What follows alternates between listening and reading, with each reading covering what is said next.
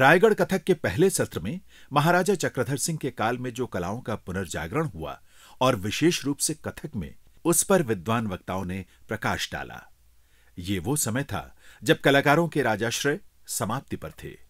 उस दौर का स्मरण करते हुए रायगढ़ के कथक गुरु और शीर्ष नर्तक डॉक्टर भगवान दास माणिक ने कहा, रायगढ़ घराने के प्रख्यात गुरु पंडित कल्याण दास महंत जी से गुरु शिष्य परंपरा के अंतर्गत 8 वर्ष की आयु से ही रायगढ़ कथक की बारीकियों की शिक्षा दीक्षा ली। गुरुजी राजा चक्रधर सिंह का जीवन चरित्र और व्यक्तित्व की चर्चा करते थकते न थे। राजा साहब की विलक्षण प्रतिभा का बखान प्रसंगवश हमेशा ही वो किया करते थे। गुरुजी से शिक्षा काल से लेकर आज तक रायगढ़ घराने पर निरंतर शोध कार्य कर रहा हूँ। रायगढ़ घराने के विभिन्न पहलुओं पर मेरे मार्गदर्शन में अनेकों शोध कार्य हो चुके हैं। शोध कार्य के दौरान मैंने पाया कि कथक का वास्तविक पुनर्जागरण काल हमारा रायगढ़ ही रहा है। तत्कालीन समय में कथक लोग जब आजीविका की तलाश में इधर उधर भटक रहे थे, तब ऐसे संकट की घड़ी में रायगढ़ के राजा चक्रधर सिंह ने भारतवर्ष के सभी छोटे बड़े कथकों को अपने दरबार में ससम्मान आश्रय प्रदान किया। राजा चक्रधर सिंह बड़े ही दयालु और उदार प्रवृत्ति के राजा थे। आपके दरबार में सभी कथकों को पूर्णतः स्वतंत्रता थी। जिस समय कथक नृत्य अश्लीलता की ओर अश्लीलता में पूरी तरह डूब चुका था, ऐसे समय में राजा साहब ने कथक को एक अध्यात्म का स्वरूप दिया। हमारे यहाँ के हर रचना की जो नाम है वो आध्यात्मिक है, उसका अर्थ है, तो पूर्णतः उसको अध्यात्म रूप बनाया राजा साहब ने। वास्तव में देखें तो कथक का पुनर्जागरण काल और रायगढ़ के संदर्भ में इसकी व्याख्या करें तो पाते हैं कि राजा साहब ने प्रत्येक विषयों पर आधारित तथ्यपरक रचनाएं की हैं। राजा साहब द्वारा रचित रचनाओं का वर्गीकरण हमने इस प्रकार से किया है जो रायगढ़ घरानों की सर्वश्रेष्ठ विशेषताओं में है। मैंने राजा साहब की रचनाओं का कुछ वर्गीकरण किया है अपने समझ के अनुसार। पहली जो श्रेणी है राजा साहब की रचनाओं का, उसको मैंने प्रकृति प्रधान नाम दिया है। राजा साहब को प्रकृति से बहुत लगाव था, बहुत प्रेम था। वे हमेशा आखेट के लिए जाते थे तो अपने पूरे कलाकारों का दल लेके जाते थे और नेचर को वहाँ देखते थे। नेचर की उन्होंने बहुत सारी नेचर के ऊपर रचनाएं की हैं। दल बादल, घुमड़ बादल, चमक बिजली, कड़क बिजली, गीतांगी सावनी, बहुत सी रचनाएं, सैकड़ों। अब इसमें देखिए बादलों के ऊपर बहुत सारी उन्होंने रचनाएं की। गीतांगी सावनी, दल बादल, घुमड़ बादल, गीतांगी सावनी जो है वो बादल के प्रारंभिक दिनों के लक्षण से युक्त रचना है। इसी प्रकार घुमड़ बादल भयंकर भीषण गर्मी के पश्चात जब बरसात का आगमन होता है तो काले काले बादल आसमान में मंडरा रहे हैं और उसके बीच बिजली की हल्की चमक, जो चमक बिजली के नाम से जिसकी रचना की, वो घुमड़ बादल, चमक बिजली एक दूसरे के पूरक हैं ये, और रिमझिम बारिश की फुहारें। इस घुमड़ बादल का ये प्रकृति है राजा साहब के अनुसार। रचना देखिए, घेंद्र गिरधी की टक, घेंद्र गिरधी की टक, घेंद्र गिरधी की टक, कता धागे ते टक। बरसात के मौसम में आसमान में बादल कैसे गिर रहे हैं, घेंद्र गिरधी की टक, घेंद्र गिरधी की टक, कता धागे ते टक, कातिर गिरधी की टक, तड़न दिट दिट दिखे तटक दिगन, कता कता कता तिट तत दिन नादिन तिरदिन धाधा तिरदिन धाधा धा दिन नादिन तिरदिन धाधा तिरदिन धाधा धा दिन नादिन तिरदिन धाधा तिरदिन धाधा धा। एक जनमानस में उल्लास का वातावरण जो माहौल पैदा करता है, ये दल बादल घुमड़ बादल की विशेषता है। वहीं दल बादल, घुमड़ बादल श्रृंगार रस का प्रतीक है, वहीं दल बादल रौद्र रस का प्रतीक है। दल बादल में भयंकर वर्षा, मूसलाधार वर्षा और बादलों की गड़गड़ाहट की चीट से संबंधित रचना किया है राजा साहब ने। नगन धेत धे तड़न धाधा, बादलों की कड़कड़ाहट, नगन धेत धे तड़न धाधा, धड़न दिड़ दिड़ धगरगत तिट दिड़ दिड़ दिड़ तडिड़ तगिड़ तग दिगिन्नाड़ दिड़ तगन्नदा ताधा तिड़कत घेदिड़ तगनता तिड़के दिड़ता आनदा। इसका पूरा उन्होंने बिजली से संबंधित कड़क बिजली का कड़िता के धागे धागे तिड़ तड़ी तड़ तड़ा, कैसी बिजली चमकती कड़कड़ा के उस बीच में भयावह स्थिति बन जाती है और मूसलाधार बारिश। तो कड़िता के धागे धागे तिड़ तड़ी तड़ तड़ा घिन्न घेगे तिड़ धागे कड़ा तो ना कहते धागे के दिट तकड़ दिट कत गिड़ धा गिड़ धा गिड़ धा, ये कड़क बिजली है। वही चमक बिजली गिड़गिड़ खान, बिजली की हल्की हल्की जो छोटी छोटी जैसे वीज करते हैं ना, बिजली की चमक, वो उससे संबंधित है राजा साहब की ये रचना। दूसरी श्रेणी में मैंने प्राणी प्रधान रचनाओं रखा है। प्रकृति के उन्मुक्त वातावरण में स्वच्छंद रूप से विचरण करने वाले प्राणियों के आचरण और स्वभाव धर्म के अनुसार राजा साहब ने सैकड़ों रचनाएं की, जिनमें गजविलास, मत्तमयूर, नागरंग, नागराग, कलरव, मत्स्य रंगावधि आदि बहुत सी रचनाएं हैं। एक मत्तमयूर आपके सामने रखना चाहूँगा। इसमें देखिए बोलों का जो प्रयोग किया है राजा साहब ने, कि मयूर किस प्रकार अपने, देख घुमड़ बादल के अभी मैंने जिक्र किया, जब बादल आसमान में बादल उमड़ घुमड़ कर अटखेलियाँ करते हैं तो मयूर बादल की ओर देखकर किस प्रकार अपने पंखों को फैलाकर नृत्य कर रहा है, उसका चित्रण राजा साहब ने मत्तमयूर में किया है। नाम राजा साहब ने ऐसे ही नहीं रख दिया है, रखा है तो उसके विषय में मैंने कहा ना, रायगढ़ के हर घटनाओं में कथा वस्तु है, और उस कथा वस्तु के कारण वहाँ की रचनाएं में नाटकीय तत्व है। तो बोल देखिए कहाँ रखा है, मत्तमयूर धातर गधे की टिकट घेघे टिटता, मयूर अपने पंखों को फैला रहा है, धातर गधे की टिकट घाघे टिटता, धान नदी की धातर गधे की टिकट घेघे टिट दिन दिन धातर गधे की टिकट घेघे टिटता न धात तकिटता। जरा सही मयूर का आहट होती है, पेड़ों पे चढ़ जाता है, तो धातर गधे की टिकट घेघे टिटता, धान धिकिट धातर गधे की टिकट घेघे टिट दिन दिन धातर गधे की टिकट घेघे टिटता न धात तकिटता, धातर गधे की दिन धड़न तक दिखे तक तिटकत धान न दिखे नरकत तिटकत थूथू गिरतक निगड़ा थूथू गिरतक निगड़ा थूथू गिरतक निगड़ा।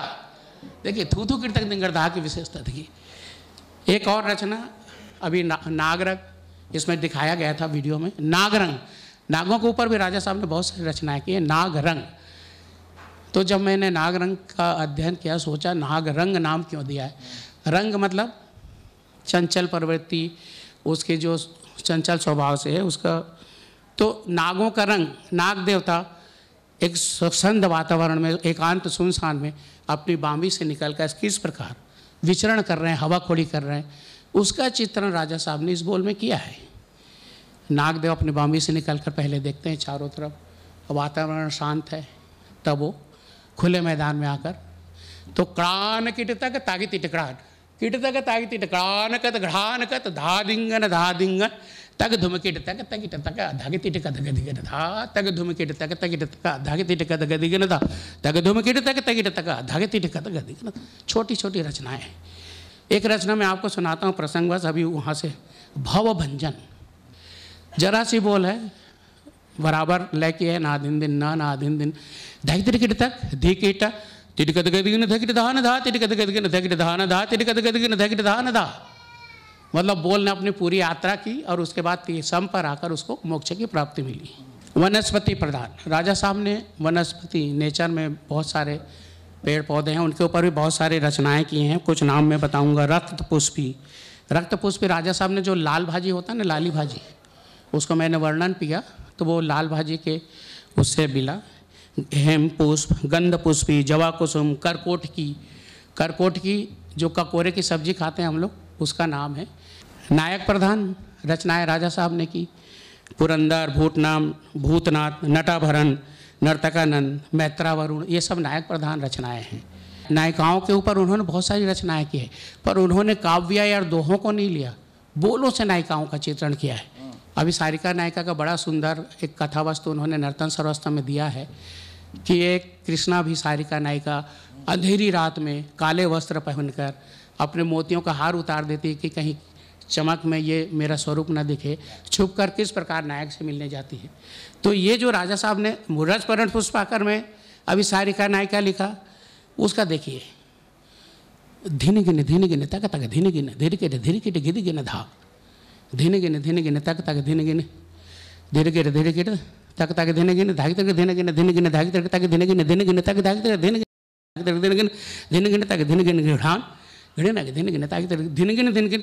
यहाँ देखिए इन्होंने पिपीलिका यति का सहारा लिया। पिपीलिका यति मतलब चींटी किस प्रकार से चलती, कहीं रुक जाती, कहीं तर जाती, तो इस प्रकार उन्होंने रवि सारिका नायिका की रचना की। इसी प्रकार आड़ी रास विलास, नायक नायिका जब मिलन का अवसर आता है तो नायिका आड़ी चलती है, उनके बातों को न मानती है, अपनी बातों को मनवाती है। तो कैसे धिकिट तगन तानदा तानदा तकिटदा घेतिटदा घेंतदा दिगदिंत धात्रक देखट धरननन घेनन तिटकतान तकददी तक्कड़ानदा। जरा सी बोल में राजा साहब ने कुमकुम, एक कुमकुम रचना में आपको सुनाना चाहूँगा। तो धेत त्रिगधेत कतिन कुंकुनग त्रिगधेत कतिन कुंकुनग कतिन कुंकुनग कतिन कुंकुनग ताता तकृतग निगड़ा कतिन कुंकुनग ताता तकृतग निगड़ा कतिन कुंकुनग ताता तकृतग निगड़ा। राजा साहब द्वारा एक रुद्र विलास। तड़न धागर दिन धागे की तड़न, तड़न धागर दिन धागे की तड़न किड़तक दिख तड़न धाद नाड़ देता किड़ देता घेते गिदिन दिगिट कतदा देता कदा गिदिन दिगिट कतदा देता कदा गिदिन दिगिट कतदा। एक भ्रमरावली नाम से राजा साहब ने रचना लिखी है। इसमें भगवान शिव के मंदिर में उनके गण किस प्रकार नृत्य कर रहे हैं। घंटाओं की ध्वनि गुंजार कर रही है। गेदिन ताड़े ताड़ा किरचा झसे झगे गेदिन ताड़े ताड़ा किरचा झगे झंगे गिड़ गिड़ गिड़ गिड़दा धेड़े धेड़े धेड़े तेड़े तेड़े काक किना किड़ गणों गण लोग नाच रहे काक किना किड़ धाड़ घिड़ा गधिड़ बम बम शिव शिव हर हर हर हर हर गंगाधर फणधर कृतकदा बिल्वा दलवा मस्तक राजद घंटा घननन धुनि ठांग ठांग डमरू जनात कार धूप दीप दिक्कड़ दिनति कर कद विगिन्न दिनता घिनन किड़ता धिरगत धिरगता दागिटता किड़ता किड़ता दूर दागिटता गदिनता।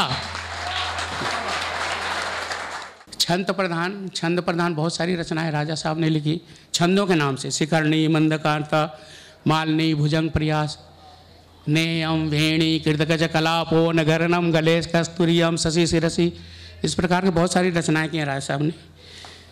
मंत्र तंत्र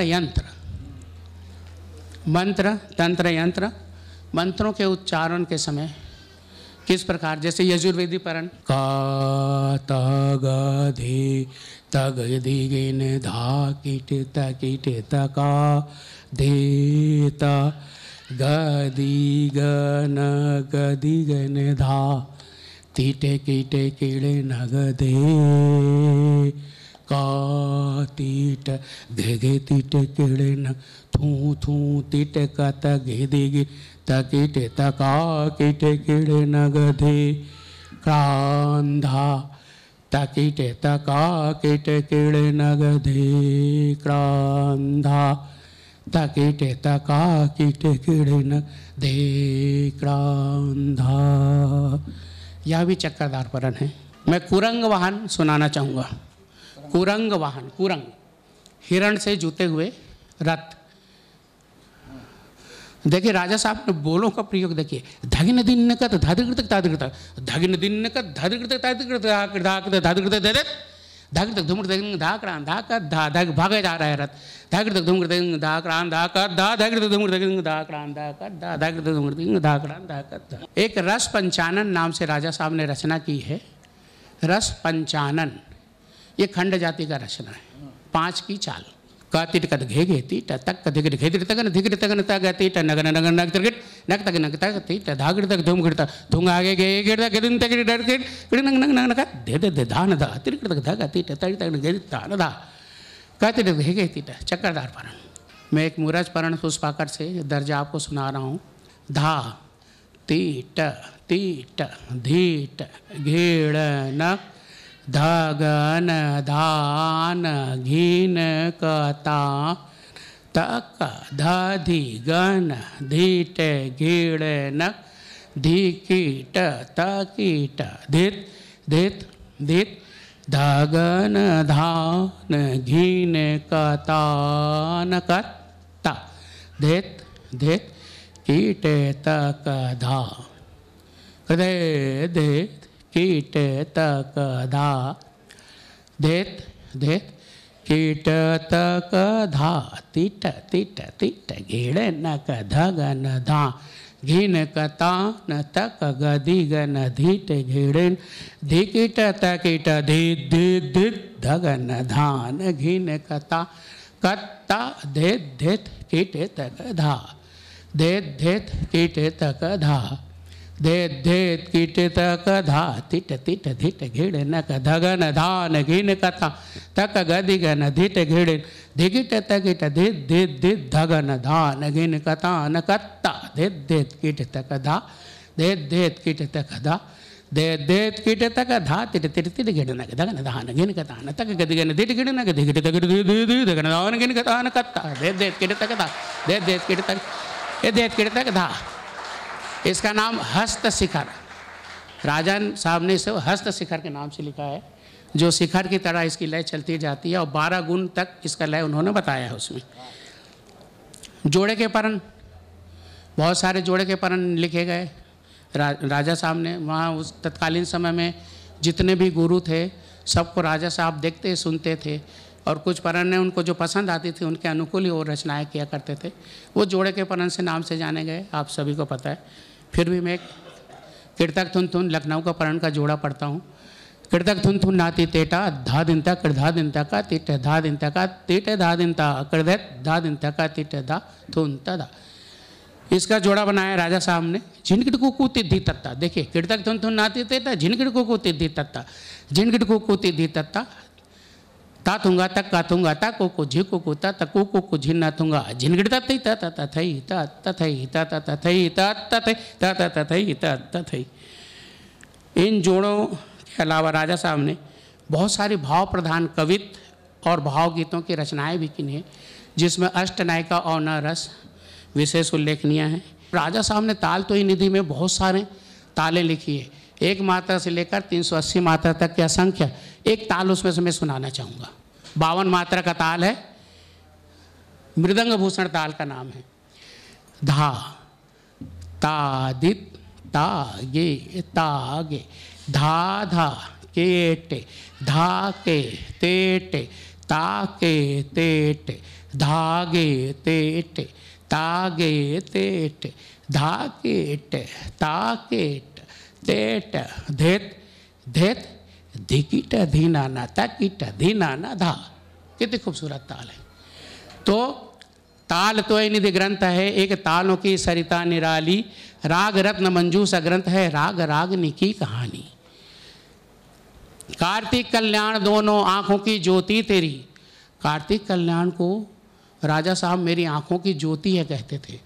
एक बार दिल्ली कॉन्फ्रेंस में दतिया के महाराज ने उनको बोला था कि इनको आप कुछ दिन के लिए हमें दे दो, तो बोले आप कुछ दिन के ना, मैं एक पल के लिए नहीं देख सकता, कार्तिक कल्याण तो मेरी दोनों आंखें हैं। तो कार्तिक कल्याण दोनों आंखें की ज्योति तेरी, दास फिर तू लाल बर्मन आंखों प्राणों से प्यारे अति, दास फिर तू लाल बर्मन प्राणों से प्यारे अति।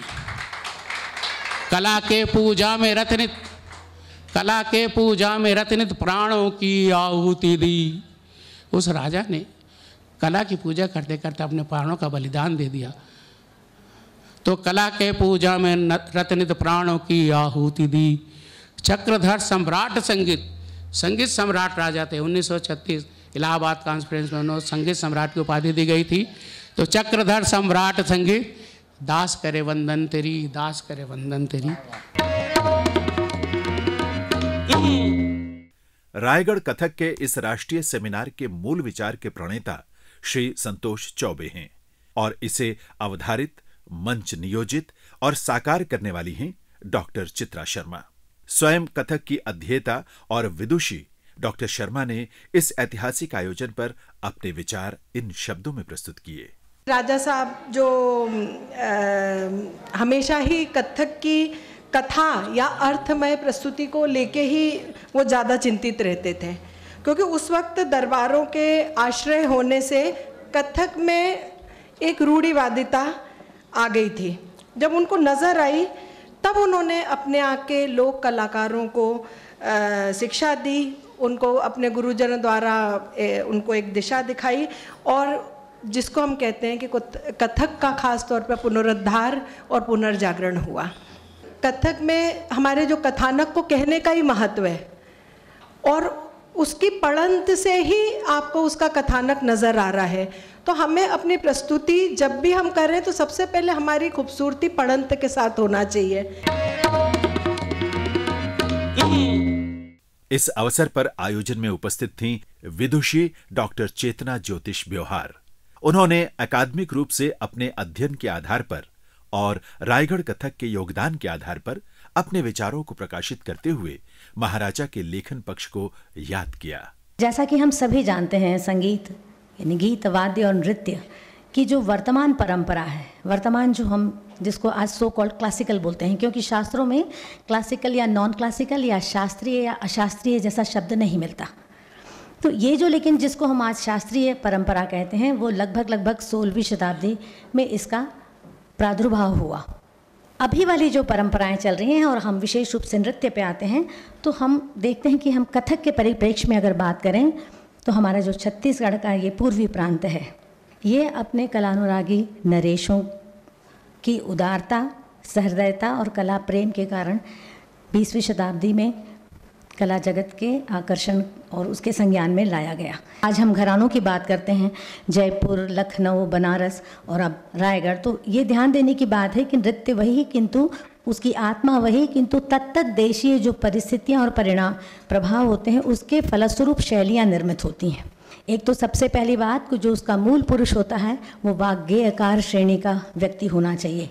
वाक गेयकार, वाक होता है उसका टेक्स्ट पोर्शन, मातु, जिसको संस्कृत और या शास्त्र परंपरा में मातु कहा जाता है, मतलब कि लिखने वाला, उसको धुन में भी बैठाने वाला, चाहे वो बोल हो, और उसको अंग निर्मित करने वाला और उसका प्रदर्शन भी करने वाला। तीनों में पारंगत व्यक्ति ही वाग्गेयकार की श्रेणी का कहला सकता है। और इस तरह के नायक हमारे राजा चक्रधर सिंह थे। इसलिए उनकी जो उद्भावनाएं थीं, जब उन्होंने अपने समय में वो उद्भावनाएं की नृत्य के प्रसंग में, उनका अभ्यास और प्रदर्शन अगली 3 पीढ़ी और चौथी पीढ़ी भी कर रही है, पहली बात। और तीसरा एक आवश्यक तत्व होता है कि इन सारी प्रयोगात्मक जो उनके योगदान है उसका उन्होंने लिखित विवरण दिया। सिर्फ और सिर्फ रायगढ़ ऐसा स्थान था जहाँ की विभिन्न ग्रंथों का बहुत ही सिस्टमैटिक प्रणयन किया गया। प्रकाश पोथी के बारे में हम भी स्टूडेंट से तब पढ़ते थे, और कहा गया कि दीमक नाम का कीड़ा खा गया। खा भी गया तो किसी ने तो देखा होगा खाने के पहले, लेकिन हम उसमें ना भी जाएं अगर, तो हमारे यहाँ के जो 4-5 ग्रंथ हैं वो तो बाकायदा बहुत सारे रिसर्चर्स ने देखे हैं। आशीर्वादम गुरुजी ने रायगढ़ घराना नाम की एक पुस्तक अंग्रेज़ी में मेरे ख्याल से 85-86 में प्रकाशित हो गई थी, वो काम किया था उन्होंने। बहुत ही व्यवस्थित और बहुत ही समृद्ध शास्त्र रायगढ़ नरेश चक्रधर महाराज ने बनवाया था। एक व्यक्ति की कृति नहीं, लेकिन उन्होंने संकलन और करवाया किस तरह से था, इसका पूरा विवरण ग्रंथों में मिलता है। गुरुजी बतलाते भी थे कि पूरा एक विभाग बनाया था उन्होंने इसके लिए। महाराज जी के कंट्रीब्यूशन के अलावा एक पुराना ग्रंथ ये भी मिलता है जिसमें आज जो हम कथक नाचते हैं वो डिट्टो, उसमें आप देख सकते हैं गतनिका, गतभाव, बोल हो, तिहाइयाँ हो, नायिकाओं के वर्णन हो, इत्यादि बातें वहाँ शब्दशः दी गई हैं। और वो जो राज गायक थे डाया शिवराम, वो ये भी कहते हैं कि मैं यहाँ पर सिर्फ कॉपी पेस्ट नहीं करूँगा, पिष्ट पेशन नहीं करूँगा, और इसीलिए उन्होंने जो परंपरागत नाट्यशास्त्र या रत्नाकर, संगीत रत्नाकर या नर्तन निर्णय इत्यादि में जो परंपरा है, अभिनय दर्पण में परंपरा है, उन्होंने कहा ये सब तो लिखा हुआ है, मैं इसके अलावा जो कुछ आज देख रहा हूँ उसके बारे में विवरण दूंगा। और वो आश्चर्यजनक रूप से वही है जो आज हम सब नाच रहे हैं। कथक किसी ने नहीं कहा, ये देखिए राजा साहब ने भी नहीं कहा, क्योंकि तब तक नामकरण हुआ ही नहीं था। 1940s में सभी जितनी नृत्य विधाएं हैं अपने यहाँ की, उसका नामकरण हुआ, कथक भी उनमें से एक है। संगीत रत्नाकर में आप लोगों ने पढ़ा ही होगा कि नर्तनम ताप पर कर्तनम कहा गया है। वो उस तरह का विभाजन नहीं देते, नाट्य नृत्य जो हम सिलेबस में आज पढ़ते हैं वो विभाजन नहीं है। और राजा साहब भी नाट्य नृत्य को फॉलो नहीं करते। नर्तन कहते हुए उन्होंने नटन और नृत्य की बात कही है, और उसके बाद में तांडव और लास्य के भी विविध वही भेद बताए हैं, त्रोटक, विलंत और गति। 16 श्रृंगार 32 आभूषण में भी उनका कंट्रीब्यूशन, ये संगीत दर्पण में एक हुआ था।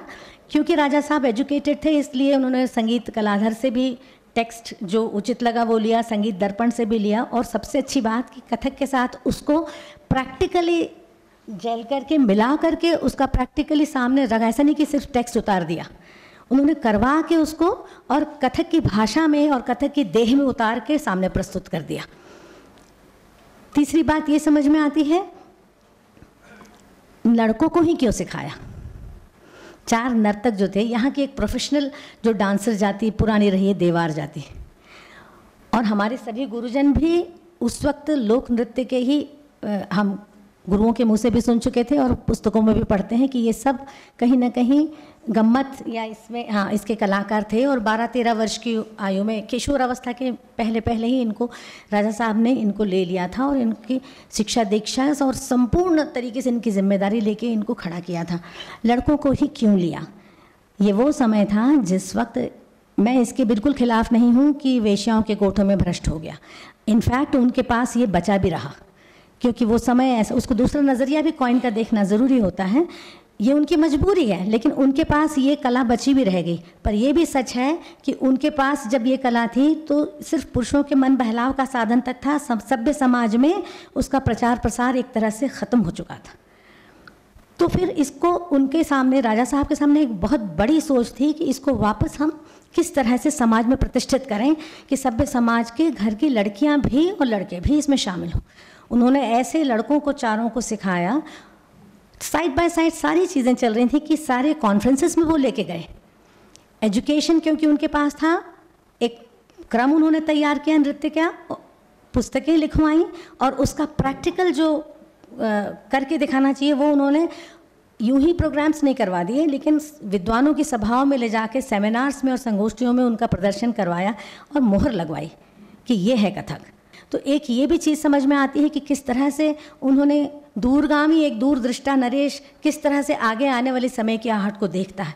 स्वातंत्र्योत्तर जो एक स्वरूप होना चाहिए कथक का, वो भी मुझे ये समझ में आता है। घराना ठीक है क्योंकि वो उसकी एक शैलीगत विशेषता है, मगर घराने में जकड़ के आज सच बोलें तो क्या लखनऊ उसी नज़ाकत से नाचा जाता है?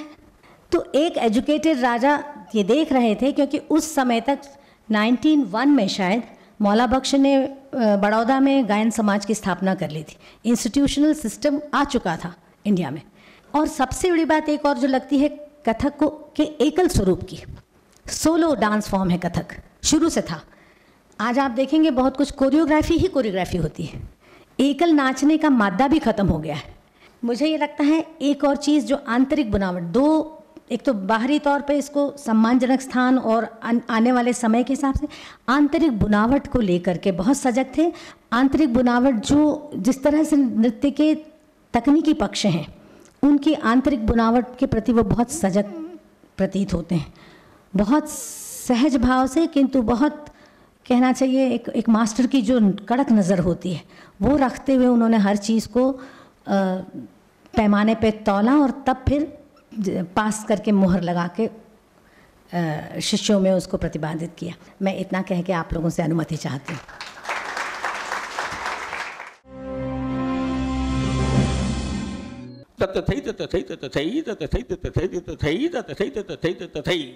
मैं मानता हूँ कि कथक की सबसे बड़ी जो योगदान है तो अमृत को मूर्त करके दिखाता है। भारत में हिंदी के विद्वान तो बहुत हैं, उसके प्रेमी कम हैं।